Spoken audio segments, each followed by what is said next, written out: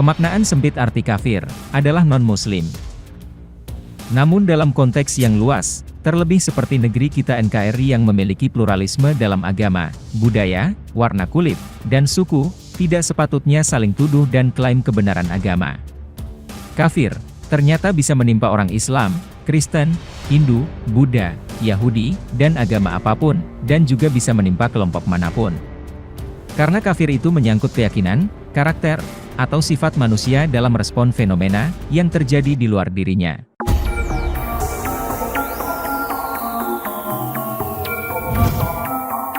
Karena kafir yang dimaksud adalah bahasa Arab, dan sering dikaitkan dalam pandangan Islam, kita akan pakai referensi dari Al-Quran. Kesalahan pertama mendefinisikan arti kata kafir, yaitu tidak membaca Al-Quran. Memang, banyak orang yang membaca Al-Quran, tapi sekedar membunyikan huruf Arab. Iqra bukanlah membunyikan huruf Arab. Sautul hurufil arabiyyati. Jika kita membaca Al-Quran, kita bisa mempelajari bagaimana Quran menyapa audiensnya. Frase yang digunakan biasanya berbentuk ya, atau ya ayyuha. Frase ya ayyuha ini, muncul dalam Al-Quran sebanyak 154 kali. Dalam Quran terjemah bahasa Indonesia, biasa diartikan dengan kata wahai. Mayoritas, frase yang disebut setelah kata panggilan ya ayyuha, adalah alladzina amanu, yang berarti orang-orang beriman. Selain frase ini, Quran juga menggunakan frase lain, seperti, orang-orang yang diberi kitab, manusia, Rasul, para utusan, Nabi, yang dipercaya, Al-Mala, penguasa, semut, pendosa, orang-orang bodoh, orang-orang tersesat dan pendusta, orang-orang Yahudi, insan, berselimut, berkemul, orang-orang yang kafir, dan orang-orang kafir. Berdasarkan daftar ini, kita bisa mengelompokkan kata-kata panggilan Quran ke dalam 3 kelompok, positif, netral, dan negatif. Berdasarkan daftar ini, kita bisa menyimpulkan bahwa Quran menggunakan beragam kosakata untuk menyapa non-muslim. Kata paling positif yang digunakan adalah alladzina utul kitab, atau ahli kitab, dan hadu serta nasro, yang berarti orang-orang Yahudi dan Kristen, yang kebetulan juga mirip dengan kata orang-orang yang diberi petunjuk dan penolong. Dengan demikian, kata kafir bukan satu-satunya kata panggilan yang digunakan Quran kepada mereka yang non-Islam. Dalam penggunaan negatif pun, kata ini bukan segalanya. Masih ada kata lain yang bernilai negatif dan berkonotasi sama, tapi bukan kafir. Orang yang cuma mengetahui hanya ada muslim dan kafir saja, kemungkinan besar jarang baca Quran, dan tidak memahami kekayaan kosakata yang dipakai oleh kitab suci tersebut. Kebenaran dari Tuhan, merupakan satu-satunya kebenaran absolut yang ada di dunia ini. Kebenaran inilah, yang dibawa oleh semua nabi dan rasul yang pernah ada di bumi ini, yang biasanya dirangkum dalam sebuah kitab suci. Jika setelah nabi mendemonstrasikan kebenaran kepada kaumnya, dan kebenaran tersebut telah termanifestasi atau terbukti sepenuhnya, sehingga tidak meninggalkan ruang sama sekali bagi kaum tersebut untuk menolak kebenaran, tetapi kaum tersebut masih menolak kebenaran tersebut, maka baru pada titik itulah, orang atau kaum tersebut dapat dikatakan sebagai kafir. Hal ini sesuai dengan arti dari kafir dalam bahasa Arab, yang berarti menyembunyikan, atau menolak kebenaran. Cara mendemonstrasikan kebenaran, adalah dengan menghadirkan saksi dan bukti. Perintah mencari saksi dan bukti ini juga sudah ada di Al-Quran, ketika Nabi Ibrahim berkata, sebenarnya, Tuhan kamu ialah Tuhan langit dan bumi yang telah menciptakannya. Dan aku termasuk saksi-saksi, atas yang demikian itu. Kemudian surat Al-An'am ayat 57, katakanlah, sesungguhnya aku di atas bukti-bukti yang nyata dari Tuhanku, sedangkan kamu mendustakannya. Dapat disimpulkan dari ayat-ayat ini, bahwa diperlukan saksi dan bukti yang jelas serta kuat, agar seseorang yang didakwahi menyadari, bahwa yang dibawa oleh Nabi tersebut merupakan sebuah kebenaran. Dan baru pada titik inilah, seseorang dapat dikatakan sebagai kafir, karena menolak kebenaran yang telah termanifestasi dan terbukti dengan jelas. Kita bisa membuka lagi kisah kekafiran pertama kali, yaitu pada kisah Adam.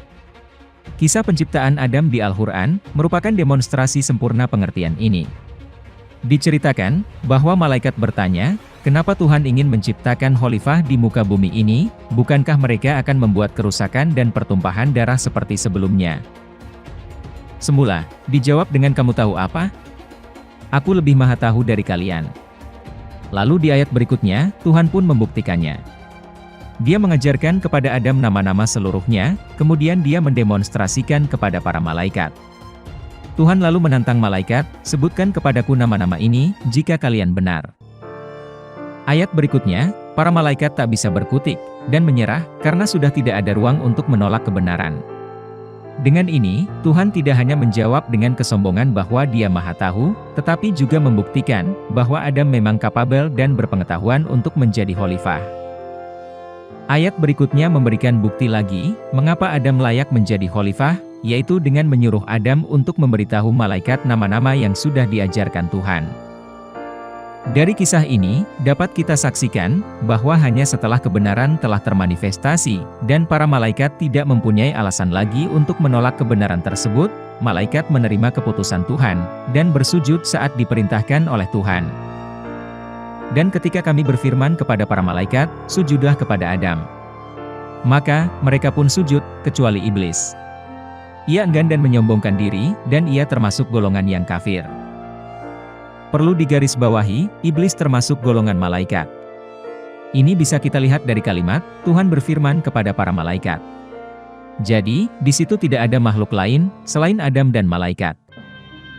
Hal krusial, yang jarang diperhatikan orang di sini adalah, Tuhan tidak menyuruh para malaikat untuk bersujud, sebelum Tuhan memastikan bahwa kebenaran telah termanifestasi dengan sangat jelas kepada para malaikat, dengan pengetahuan Adam sebagai buktinya.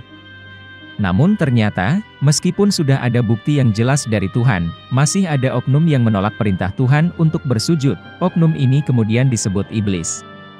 Oleh karena hal ini, iblis kemudian dilabeli Tuhan sebagai kafir. Patut diperhatikan, bahwa dalam kasus ini, iblis dilabeli Tuhan sebagai kafir, bukan hanya karena dia menolak perintah untuk bersujud. Tapi juga, karena iblis dengan sombongnya tidak menerima kebenaran, yang sudah jelas terpampang di hadapannya. Ini terbukti, ketika para malaikat termasuk calon iblis, tak bisa berkutik ketika ditantang menyebutkan nama-nama yang barusan hanya diberitahukan kepada Adam. Sudah goblok, sombong pula. Kisah ini menunjukkan bahwa kekafiran di Al-Quran itu bukan sekadar masalah ketidakpercayaan, karena iblis pun percaya kepada Tuhan, bahkan ia meminta izin kepada Tuhan ketika akan memulai misinya untuk menyesatkan umat manusia. Berilah aku penangguhan waktu, sampai hari mereka dibangkitkan. Iblis masih sopan, masih punya akhlak, walaupun dia kafir, dan sudah dijamin jadi kerak neraka. Akhlak tetap nomor 1. Dan jangan lupa, dalam Al-Anfal 48 dan Al-Hasyr 16, iblis pun tetap mengakui bahwa ia takut dengan Tuhan. Tetapi, kekafiran adalah sebuah kondisi di mana seseorang menolak kebenaran saat kebenaran itu sudah benar-benar jelas terdemonstrasikan dan tidak ada ruang untuk membantah lagi. Kondisi ini biasanya disebabkan oleh kesombongan atau fanatisme golongan. Bisa kita lihat sekarang, dalam sebuah perdebatan, orang yang kalah debat, dalam arti tidak bisa memberikan bukti, biasanya akan malu untuk mengakui. Lalu dengan kesombongan, mereka malah menyerang pribadi lawannya, misalnya dengan mengatakan, ilmu Anda kurang, belajar lagi sana, mainnya kurang jauh bos, belajar dari guru siapa, apa agama Anda, dan sebagainya. Definisi inilah yang membuat Tuhan tidak mungkin menghukum orang yang tidak tahu bahwa dirinya melakukan kesalahan.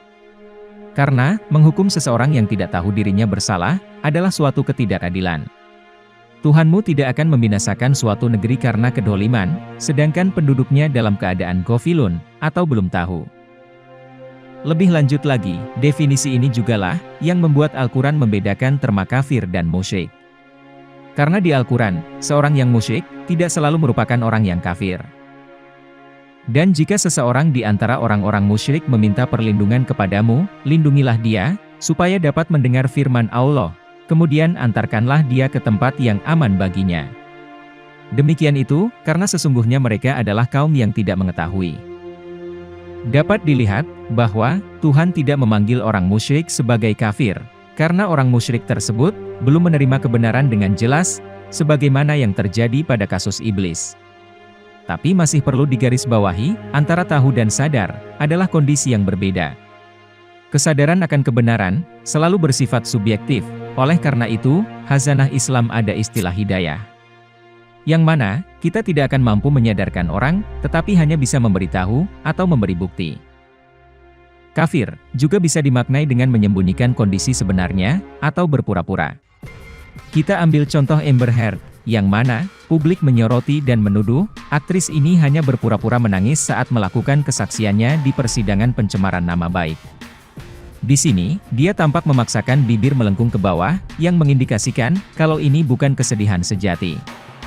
Dalam kajian ekspresi mikro, kesedihan sejati akan tampak dari otot pipi yang lemas, dan mendorong sudut-sudut bibir jatuh ke bawah, bukan dengan memaksakan bibir melengkung ke bawah seperti Amber Heard. Dalam hal ini, Amber Heard telah kafir, sekalipun, seandainya dia mengucapkan 2 kalimat syahadat. Dalam definisi dan pemahaman yang dijelaskan Quran, kafir dan muslim, tak berhubungan dengan kondisi atau status pengucapan 2 kalimat syahadat. Kita ambil definisi dari surat Al-Baqarah ayat 10-12, seorang kafir, per definisi Quran, memiliki ciri-ciri sebagai berikut. Seorang pembohong kompulsif seperti Amber Heard, memang memiliki penyakit hati, seperti yang tertera dalam ayat 10. Amber Heard, merasa membuat perbaikan dengan membantu organisasi terkait persidangan. Padahal, dia tidak sadar, justru telah membuat kerusakan, karena kebohongan dan rekayasa. Kesimpulannya, seperti yang dapat kita lihat, bahwa dalam perspektif Al-Quran, seorang yang kafir, bukanlah sekadar orang musyrik, non-muslim, atau orang yang tidak percaya kepada Tuhan.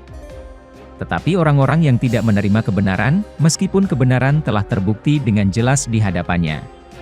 Perspektif ini, membuat tidak ada seorang pun yang otomatis menjadi kafir, hanya karena kepercayaannya saat ini. Label kafir baru dapat diberikan jika ia mengetahui kebenaran dengan jelas, lalu dia menolaknya. Oleh karenanya, setiap orang kafir akan mengalami fase kognitif dissonance, dan alih-alih menerima bukti kebenaran yang diterimanya, dia malah memilih untuk menolak dan tidak menghiraukan bukti tersebut, yang mana membuat mental setiap orang kafir akan tersiksa, akibat pilihannya tidak menerima kebenaran. Dengan demikian, jelas bahwa kata kafir bukan sebuah kata untuk menghina orang yang tidak beragama Islam, karena orang yang tidak beragama Islam belum tentu merupakan orang kafir menurut Al-Quran. Terlebih, orang non-muslim di Indonesia, yang hampir semuanya telah mendengarkan dan menyaksikan versi Islam yang tidak sesuai dengan Al-Quran. Islam yang penuh kemarahan, kesombongan, intoleransi, dan segudang masalah lainnya. Kondisi yang seharusnya membuat muslim di Indonesia malu untuk memanggil saudaranya sebagai orang kafir, saat dirinya sendiri tidak mampu membuktikan klaim bahwa Islam sebagai agama yang menjadi rahmat bagi seluruh alam semesta.